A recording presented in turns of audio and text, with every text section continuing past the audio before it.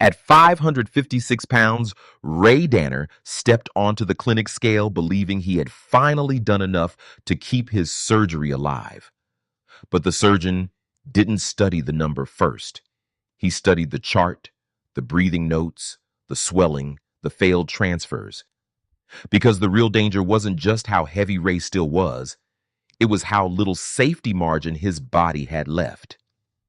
And in the next few minutes, one decision inside that exam room would decide whether Ray still had a last chance or whether that chance was already gone.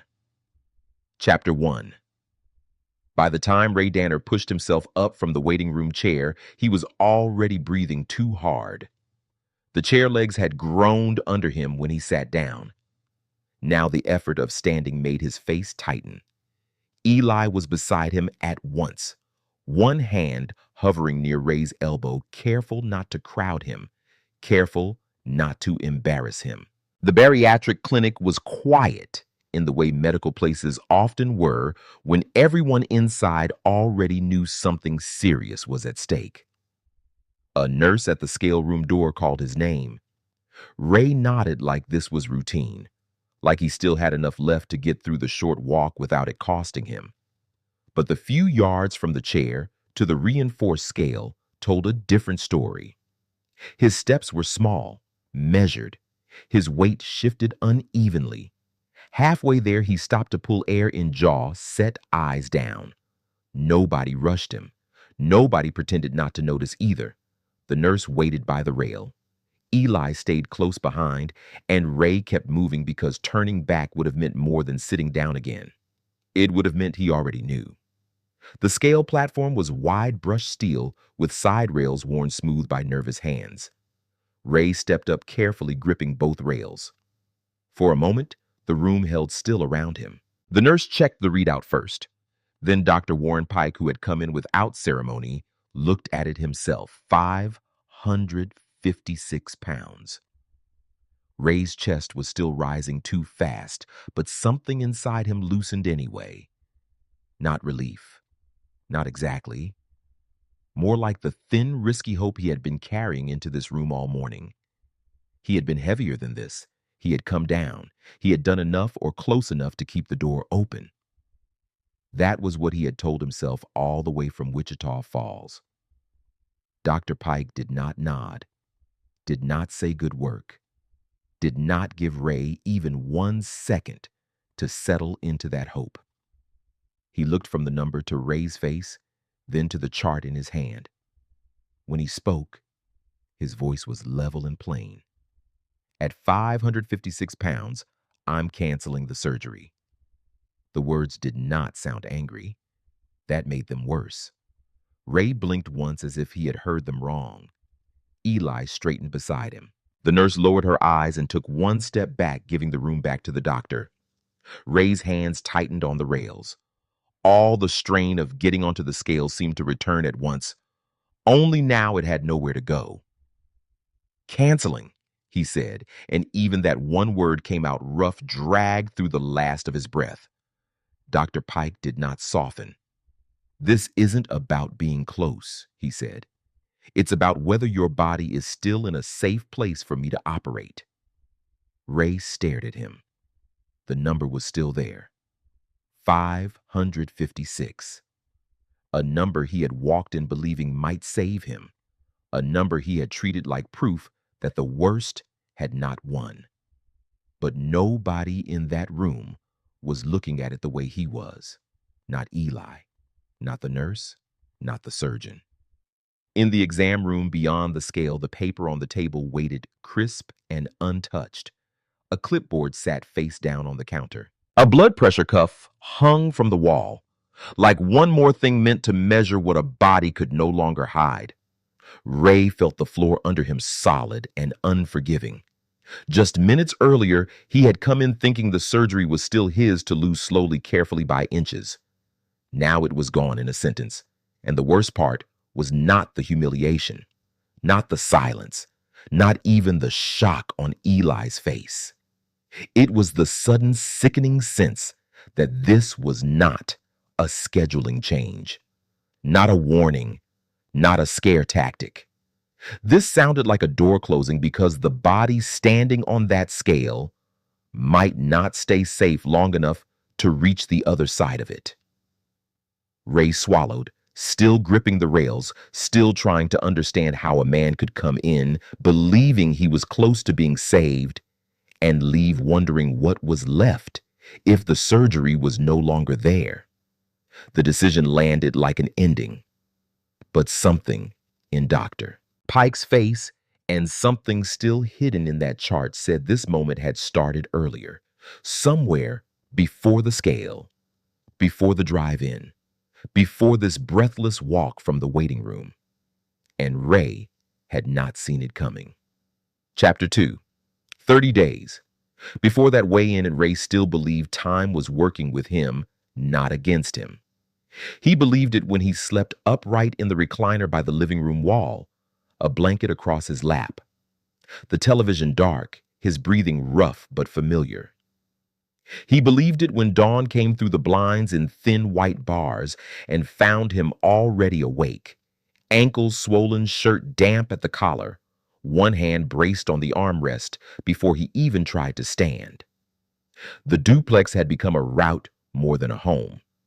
Recliner to bathroom, bathroom to kitchen counter back to the chair. The front door sat only yards away, but some mornings it looked farther than the clinic in Wichita Falls. Eli was in the doorway by 7 keys in one hand, travel mug in the other. "You good to try?" he asked. Ray nodded too quickly. He always nodded too quickly. The first push out of the recliner took most of his breath. The second got him upright. He waited there a moment, head bowed, both hands planted wide as if balance itself needed time to catch up. His legs were thick with fluid. His knees did not fully trust him. By the time he reached for the walker, his chest was already working hard. Still, he said, "I'm better than I was last month." Eli did not argue. He only opened the front door and stepped aside. That was how these mornings went. Ray named the version of events he could live with. Eli dealt with the one standing in front of him. Outside, the van sat close to the curbside door, open morning heat already gathering off the pavement. The transfer from doorway to van was never simple. It had become its own kind of test. Ray had to angle through the frame, clear the threshold turn without losing balance, then make the short distance before his legs started to shake. He got through the doorway, but only barely. The walker clipped the frame. His hip bumped the wall. He stopped on the porch, breathing through his mouth, now trying not to show how fast the strength was burning out of him. Eli moved in closer. "I got you," he said. Ray hated those words even when he needed them. He took another step, then another, and halfway to the van, his right leg buckled just enough to make the whole movement go wrong. Not a full collapse, not a fall. Something worse in its own way. A near failure that both men felt immediately. Ray grabbed hard at the walker. Eli dropped his coffee on the concrete and got both hands under his father's arm. For a second, all their effort was spent on one small piece of ground. The van seemed to slide farther away. Ray's face went gray with strain. His breath came in short, urgent pulls. Sweat ran down from his temples before he had even reached the door. "We can skip PT today," Eli said, not because he meant it, but because he could hear what Ray's lungs were doing. "No." Ray forced the word out between breaths. "No, I'm fine." He was not fine. Both of them knew it. But the clinic was tracking visits now. Miss one session, and it was no longer just a bad morning. It became part of a record, part of a pattern. Ray took a longer rest than usual, with one forearm across the top of the walker. Then Eli and gravity and determination got him the last few feet. Even climbing into the van was work. By the time Ray settled into the seat, his shirt was soaked at the chest. His swollen legs pulsed under the strain. He leaned back and kept breathing hard, eyes shut, trying to turn recovery into proof. "I just need the weight to come down," he said after a while. The rest will get easier. Eli picked up his fallen keys, then his coffee cup now split at the lid. He looked at his father, then at the narrow distance they had just crossed. Maybe Ray believed the scale was still the whole fight. Maybe he needed to. But the truth was already visible in smaller things. How long it took to stand, how short the walk had become, how much help a few yards required, how one missed step could threaten an entire appointment. At the clinic later that morning, the questions came differently than they once had. Not just about pounds, not just about diet. Staff watched how Ray moved from the van to the door, how long he paused, how heavily he leaned, how much Eli had to do without making it obvious. By then, the danger had started to change shape. It was no longer only the size of Ray's body or the number he needed to lose. It was whether that body could keep pace long enough with the system trying to save it. And when Ray finally made it inside, what the team was beginning to measure was no longer just how much he weighed. It was whether he was still safe enough to keep moving toward surgery at all. Chapter 3. In the exam room, Dr. Warren Pike said the thing Ray had never fully accepted. Being lighter than before did not mean he was safe for surgery. The room was cold enough to make the paper on the table sound stiff when Ray shifted. A nurse had already taken vitals. A clipboard lay open on the counter. Beside it sat a printed PT log, creased at the edges with too many boxes that mattered now. Eli stood near the door, arms folded, trying to stay out of the way without really leaving the room. Dr. Pike did not sit down. He looked at the chart first, then at Ray, then back at the chart again, as if the order itself mattered. "You've made progress," he said. "But progress is not the same thing as being ready." Ray heard the first sentence. He held on to it. That was the part he wanted the visit to be about. He had been trying. He had shown up. He had suffered for every small loss the scale had given him. But Dr. Pike kept going. "Your breathing is still poor. Your swelling is still significant. Your transfers are not reliable. And your therapy attendance is not where it needs to be." He tapped the page once with one finger. "Those things count." Ray looked down at his hands. The skin around his knuckles was tight from fluid. He flexed them once, then let them rest on his thighs. "I'm doing better," he said. "I'm moving more than I was." Dr. Pike nodded once, but it was not agreement. It was acknowledgement, nothing more. "I'm not arguing with that," he said. "I'm telling you that the scale is only one part of what gets you safely to surgery." That word landed harder than Ray wanted it to. Safely.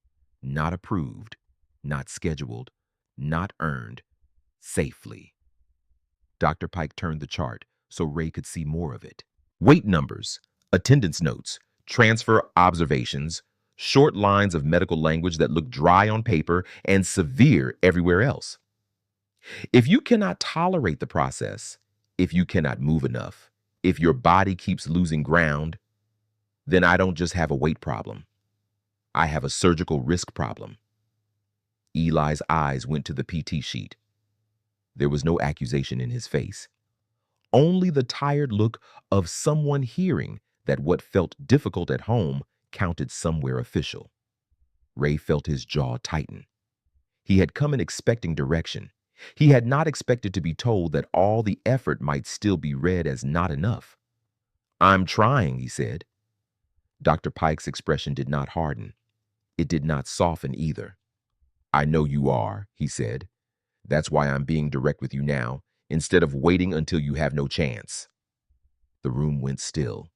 Then the surgeon laid out the terms one piece at a time without drama, without repeating himself. 35 pounds, 30 days, every physical therapy session.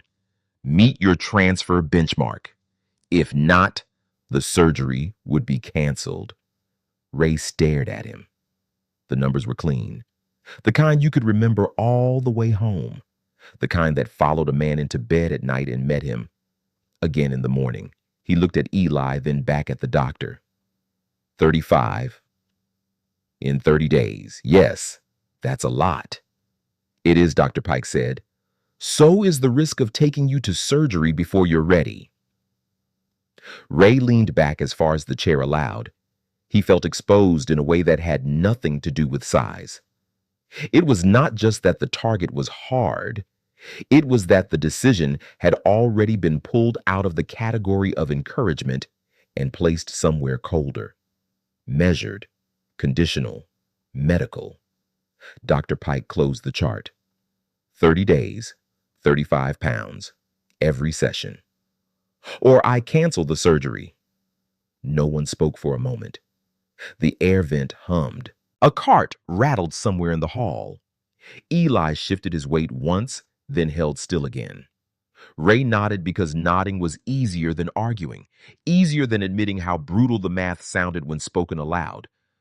But by the time he left the room, what stayed with him was not the transfer benchmark or the swelling or the word safely. It was the number. 35. He carried it out of the clinic like that alone was the battle in front of him. And if he could just drag the scale far enough in the right direction, he still believed the rest might bend with it. Chapter 4. In the weeks after that ultimatum, Ray finally began doing the things the clinic had been asking of him. Not loosely, not when it was convenient. He cut out the liquid calories first, the easy ones that never felt like meals when he drank them, but always showed up later, where it mattered. Protein shake in the morning was gone. Sweet tea with dinner was gone. What stayed on the kitchen counter now were pill bottles, a water jug, and a folded meal plan with grease marks at the edges. Eli noticed before he said anything. The fast food cups stopped piling up. The late night wrappers disappeared. Ray started checking the paper list before he opened the refrigerator, as if the order of that mattered too. At physical therapy, the first small changes looked real. He could stand a little faster with both hands on the bars. He could hold himself upright longer before his breath broke apart. One therapist marked down that his sit-to-stand time had improved from the week before. For the first time since Dr. Pike had laid down the ultimatum, Ray had something he could point to, something measurable, something earned. At a clinic check-in, the scale moved in the right direction, down 7 pounds. A nurse wrote the number down and gave him a quick nod. Nothing dramatic, just enough to make the car ride home feel lighter than usual. Eli let himself believe in it for a few miles. "That's good," he said, hands steady on the wheel. "That's real." Ray looked out at the Texas heat shimmering over the road and nodded once. It was real, but the body never gave him a clean line of progress. That same afternoon, getting out of the van took longer than it had the day before. His left foot dragged, his chest tightened halfway between the curb and the porch. By the time he got inside, he was sweating through his shirt again, one hand flat to the wall while Eli held the walker in place. At the next PT session, he made it farther down the hallway, then had to stop anyway.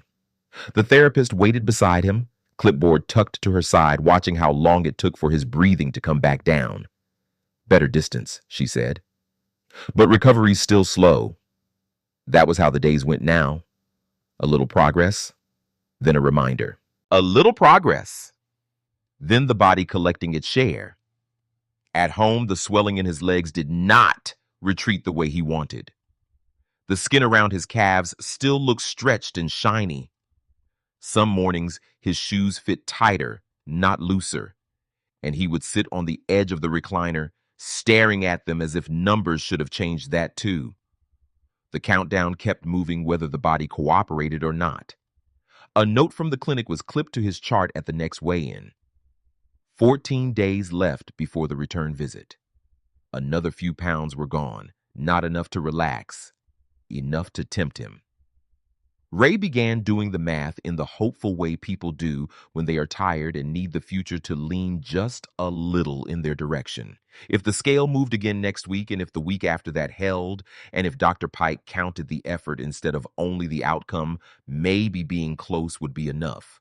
But the system kept saying otherwise. A nurse reviewing his file did not look only at the weight.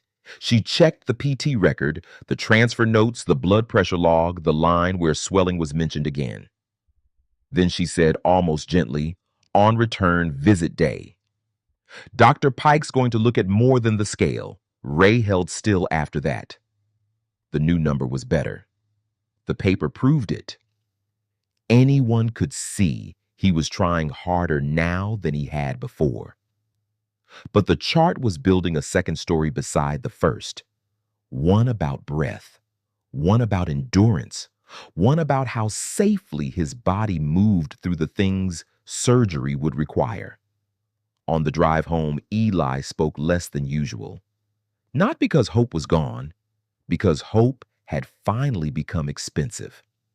And by the end of that week, Ray had begun to believe that 556 might be close enough to keep the surgery alive. The trouble was, everything around that number was starting to suggest that close enough and safe enough were not the same thing at all. Chapter 5. By the day of the return visit, Ray walked into the clinic believing he had done enough, or at least enough to keep the door from closing. Not enough to feel calm. Not enough to sit easy in the waiting room chair without watching the hallway clock. But enough to think the worst might be delayed. Eli sat beside him, elbows on his knees, quiet in the way people get when they know encouragement can start to sound fragile. The clinic called Ray back. The same scale room, the same rail, the same short walk that always looked manageable until his body had to do it. He got up slowly, steadier than he had been a month earlier, but not steady. By the time he reached the platform, his breathing had already deepened. Not panic, not collapse, just work. The nurse waited for the display to settle. Then she wrote the number down without expression. 556 pounds. Ray looked at the readout as if it might still hold. That number had become more than a number to him. It was proof of effort, proof of discomfort, proof that the last month had not been wasted. He had not reached the full target. He knew that. But standing there with the scale finally lower than where he had started, he still believed the distance between failure and surgery might be narrow enough now for a doctor to step over. In the exam room, Dr. Warren Pike came in with the chart already open. He did not begin with a greeting long enough to let hope settle. He looked at the scale result, then at the PT record, then at the transfer notes, then at the line items Ray had never cared much about until they started appearing beside his name every week.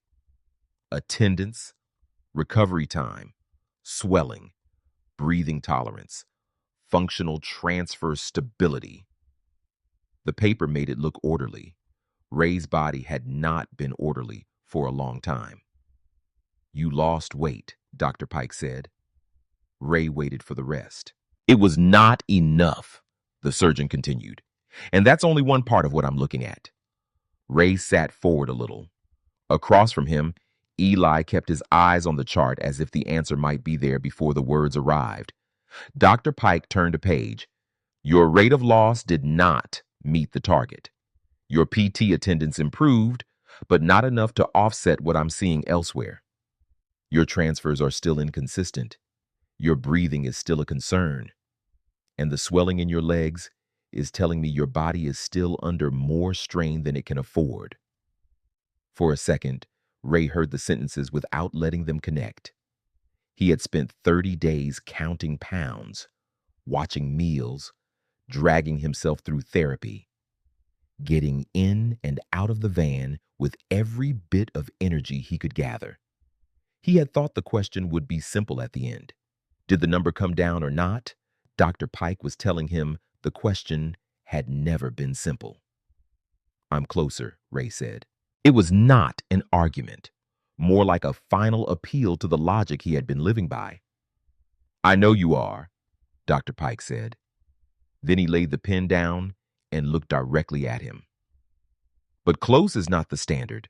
Safe is." The room got quieter after that. The air vent hummed. Somebody rolled a cart past the door. Paper shifted under Ray's hand when he pressed his palm against the exam table to steady himself. Dr. Pike tapped the chart once. "This is not me punishing you for missing a number," he said. "This is me telling you your body is still showing signs that it may not tolerate surgery the way it needs to." Ray's eyes went back to the chart he could not read from where he sat. All month, he had treated the scale like a finish line. Now the surgeon was naming a different race entirely. Breath after movement, how long recovery took, how much assistance a transfer needed, whether swelling backed off or held its ground, whether the body moved like it was stabilizing or merely shrinking while staying unstable. That was the part Ray had never really counted. Not because he did not care, because the scale was simpler. And simpler things are easier to survive on when the alternative is admitting the body may be failing in more directions than one. Dr. Pike closed the chart. At 556 pounds, he said, "I'm canceling the surgery." This time the sentence landed with its full weight. Not as shock, not even as humiliation, as explanation. Ray did not erupt, did not argue. His face changed only a little, but Eli saw it the moment a man realizes he has been fighting for one outcome under the wrong set of rules. The surgery was not gone because Dr. Pike was rigid. It was gone because the body still standing in that room was not offering enough margin to survive the risk cleanly. The pounds he had lost were real. The work was real.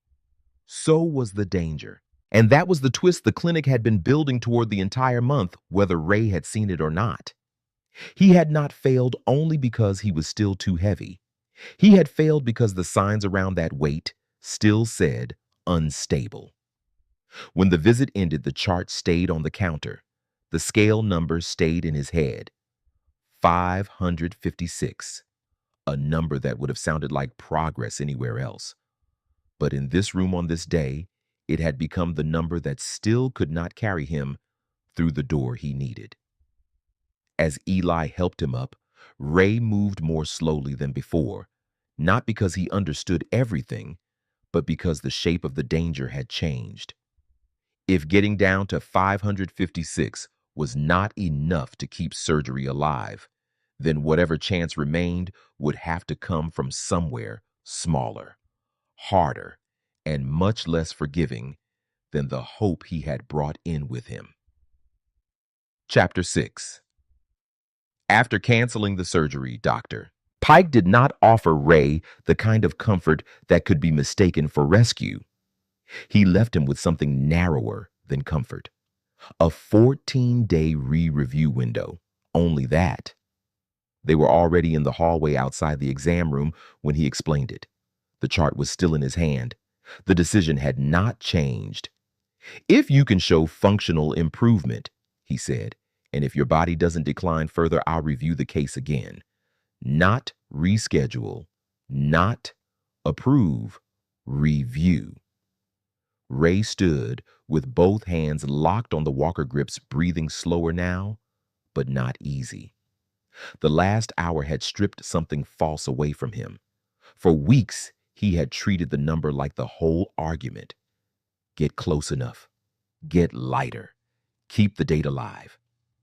Now he understood that the real fight was smaller and harsher than that.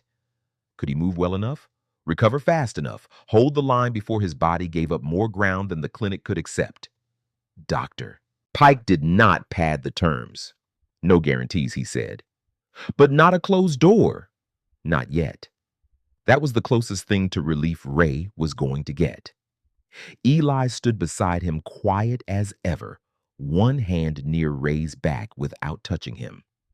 No speeches, no promises, just the kind of presence that did not ask to be noticed. Farther down the hallway, a strip of tape marked a stopping point used for mobility checks. Ray had seen it before without really looking at it. Now he did. It was only a short distance away. not far enough to impress anyone, far enough to matter. A staff member rolled a cart through the corridor, then disappeared around the corner. The clinic kept moving. Nothing in it had paused to make this easier. Ray shifted his weight forward. The walker creaked softly. His legs still felt heavy. His breathing still worked harder than it should have. But the surgery no longer looked like a miracle waiting for him at the end of a hallway. It looked like a door that would close unless he could keep his body from closing first. He lifted his eyes to the tape on the floor and held them there. The chance left to him was thin, conditional, and not much more than a crack. But it was still there. At the end of the hallway, the strip of tape on the floor had not moved, but it no longer looked like just another mark in a clinic. With both hands on the walker, Ray stood there breathing hard, not rescued, not promised anything, only facing the first honest measure he had accepted all the way through. The chart was still in Dr. Pike's hand, the 14 days still narrow, but the door had not closed, and for now, that was enough to change the room around him. If this story stayed with you, share your thoughts below.